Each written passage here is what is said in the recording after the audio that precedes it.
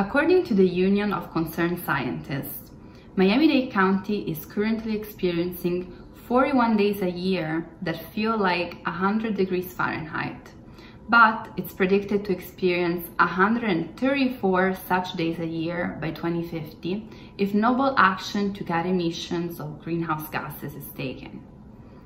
Climate change affects all of us, but it affects some communities over others. For example, more than 9,000 Americans died from exposure to high heat temperatures from 1979 to 2014, making it the leading cause of weather-related deaths in the US. And a disproportionate share of those were people of color. Black and brown neighborhoods are often used as sites for industry and waste management, which pump heat and contamination into the air, creating what is called the urban heat island effect. This occurs when cities replace natural land cover with dense concentrations of pavements, buildings, and other surfaces that absorb and retain heat. My name is Ludovica Martella, and I'm a climate justice reporter, researcher, and advocate. In this segment, we're going to see how high heat temperatures are affecting low-income communities and communities of color, and particularly women. We're about to see two of your neighbors who will provide an urban and a rural perspective of the heat issue in South Florida. My name is Pia Palomino, and I'm a community organizer with Family Action Network Movement, a nonprofit organization based in Little Haiti. At FAM, we provide services to low-income families, and we organize and educate our members around social issues, such as climate change and its repercussions, in order to strengthen their role in the community. Extreme heat is one of the issues that we are most familiar with here in Florida.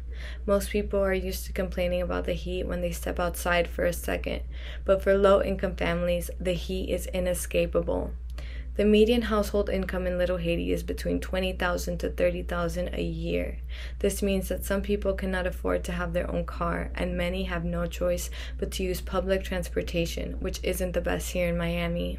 Some buses don't even have air conditioning available, so you see people walking outside waiting for the bus because some of them don't have the means to be driving around in their own cars, taking advantage of the safety of being protected from the heat. Instead, you see groups of people huddled together under a small area of shade, usually coming from the side of a building, which is even more dangerous and unacceptable now during the pandemic. These people are risking their lives just to be provided with some shade and relief from the heat. If people don't have air conditioning available in their homes or on public transportation, then they're stuck with the heat all day. This is why we need more solutions and green spaces here in Little Haiti. One way to combat this issue is to increase the urban canopy of the community through parks, green spaces, or the planting of trees alongside the street. This is a proven way to bring the temperature down, which often reaches up to 100 degrees, in the summer especially. Parks and open spaces can be designed to mitigate the effects of flooding and contribute to improved air quality. Green infrastructure practices can produce positive health outcomes, which translate to reduced costs to local health systems. In Miami, unfortunately, we see most of the new parks being constructed in wealthier neighborhoods and in the suburbs, while increasing green spaces in Little Haiti, where the community is most vulnerable, is often overlooked. Even though we have a higher number of people walking in the street or using public transportation, most of the streets have little to no shade, and instead we see the streets covered with construction or warehouses. Concrete, glass, asphalt, and other surfaces that are very common in the city trap heat during the day and release it at night, so the heat is even felt when the sun goes down. Resilient infrastructure is the key to future urban development and plays an even greater role as the climate stakes get higher. But it is important to remember to make it affordable in order to not disproportionately affect communities. This is why it's important to engage the community to fight for protection against the changing climate. Most of the Caribbean population that makes up Little Haiti is accustomed to high temperatures, but even the extreme heat is starting to affect them. At FAM, we've seen an increase in people coming into outside to escape the heat or to complain that their air conditioning has broken. This is an expense that many cannot afford to have.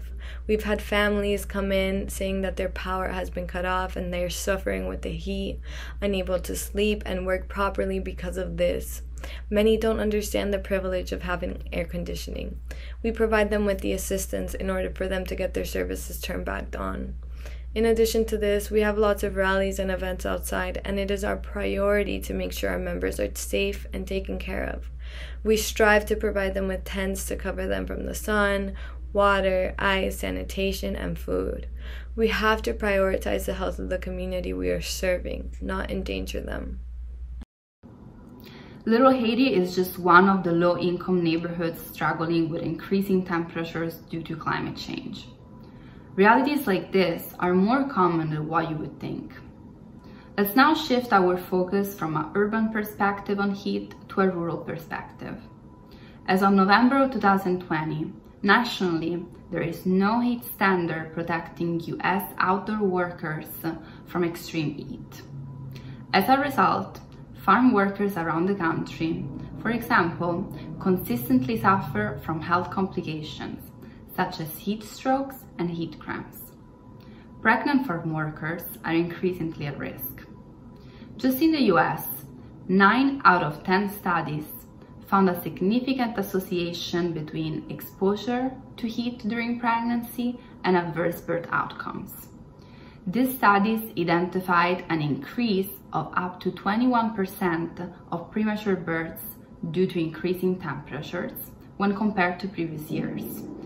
The effect is larger for Black and brown women than women of other races, suggesting that the projected increases in extreme temperatures over the next century may further exacerbate racial disparities in maternal health.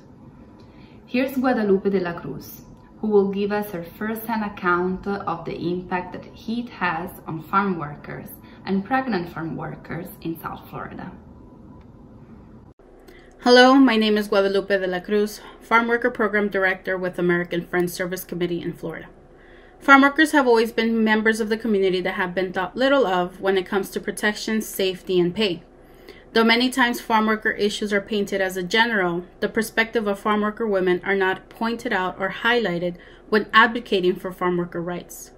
Through the hottest months of the year, farm workers face the challenges of keeping up with the demand of work, all the while working under pressures of bosses, discrimination, violence, anti-immigrant policies and implementations that can potentially lead to the process of detention and deportation.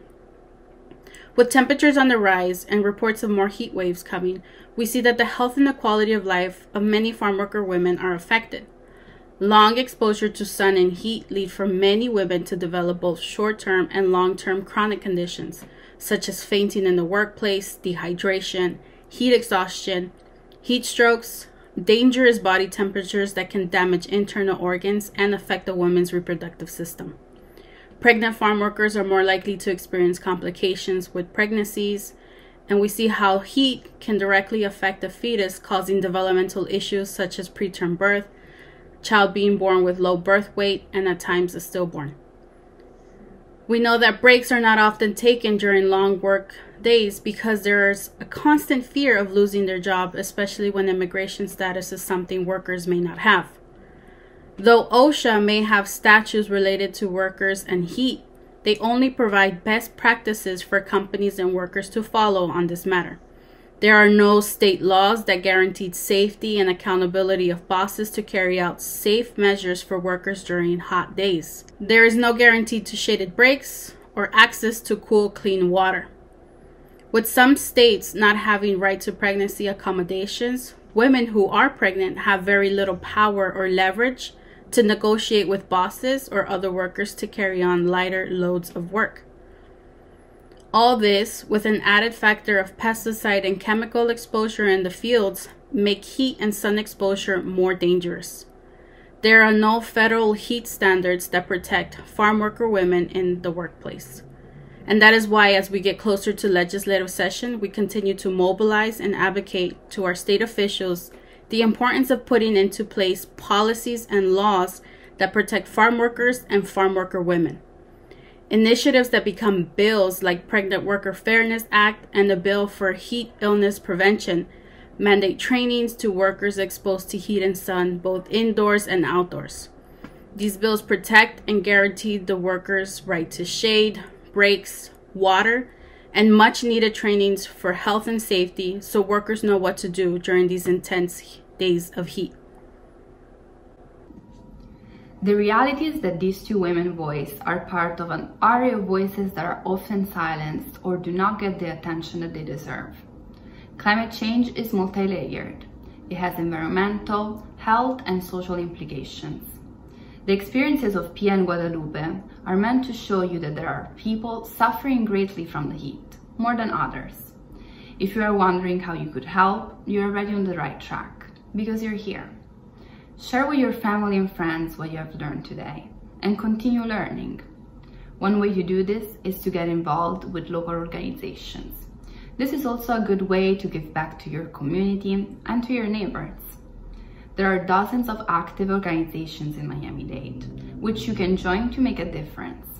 For example, you can access a list of some of them through the website of the Miami Climate Alliance. Thank you for having listened, and thank you for taking action.